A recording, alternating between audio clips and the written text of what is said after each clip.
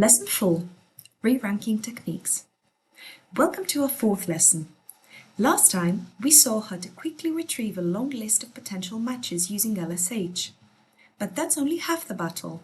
That long list to put the absolute best, most relevant results at the very top. That is the magic of re-ranking. So let's quickly recap our overall strategy for finding the right data. It's a two-stage search. First, in the retrieve stage, we cast a wide net to quickly find a list of potentially relevant datasets from a massive pool. This stage is all about speed. It's fast, but it's not perfectly accurate. Now we enter stage 2, re-rank. In this stage, we take that smaller, more manageable list and apply more intelligence to sort it perfectly. This is where we focus on quality over speed. Today, we are focusing entirely on stage 2. Re-ranking. So what is re-ranking exactly? Think of the retrieve stage as a fast assistant who just pulls a big messy pile of books from the library shelves. The re-rank stage, on the other hand, is the expert librarian. This librarian carefully examines that pile, reads the descriptions, and thoughtfully arranges them in order, from "this is exactly what you want" to "this is less relevant." It is a critical second step that refines a rough candidate list into a high-quality final result. We can start with some simple re-ranking ideas. First, understanding the query. If you search for the word apple, do you mean the fruit or the company? A technique called query expansion can help by adding related terms like iPhone or fruit to better understand your true intent. We also need understanding the user. The system can learn from your behavior. If you always click on news articles from a specific source, the system can learn to rank those higher for you in the future using user preference models. Finally, understanding the document.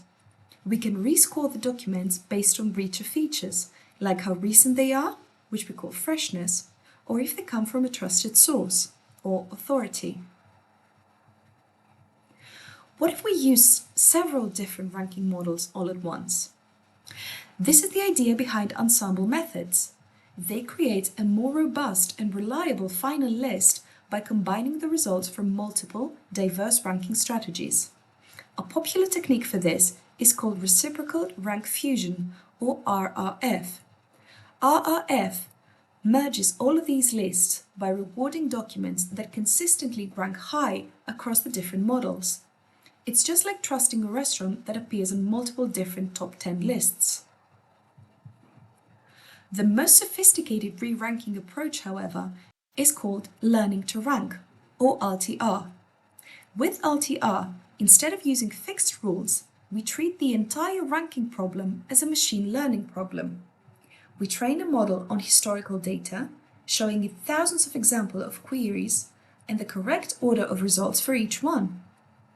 Over time, the model learns the complex patterns of what truly makes a result relevant, becoming a highly effective, automated expert at sorting.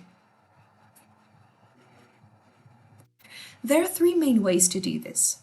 The first and simple LTR method is the pointwise approach. This method looks at each document individually and just gives it a relevance score. The model learns a simple function. You give it a query and a document, and it outputs a score. It's like a movie critic, giving each movie a score from 1 to 10. The final list is then sorted from the highest score to the lowest. Its strength is that it's simple and works with many standard machine learning algorithms. Its weakness, however, is that it ignores the relative order between documents. A score of 8 doesn't tell you how much better it is than a 7. The next step up is the pairwise approach. Instead of scoring documents in isolation, this method learns to compare two documents at a time and predict which one is more relevant. The model learns to predict if, for a given query, document A is better than document B. This is like a film festival judge comparing two movies head-to-head to decide the winner of a category. Its strength is that it's much better at capturing our idea of relative preference. This is better than that. Its weakness is that it still doesn't care about the overall quality of the list. It just focuses on getting individual pairs right, not on creating a great top 10. Which brings us to the list-wise approach, which is the current state of the art. This method looks at the entire ranked list as the fundamental thing it needs to optimize. It directly tries to maximize a quality metric that measures the goodness of the whole list at once. This is like a TV network scheduler trying to arrange the entire evening's programming, not just to make one show a hit, but to get the highest possible ratings for the whole night.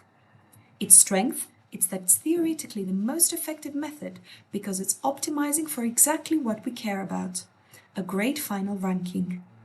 Its weakness is that it's by far the most complex and computationally expensive method to train. So let's do a quick trade-off analysis.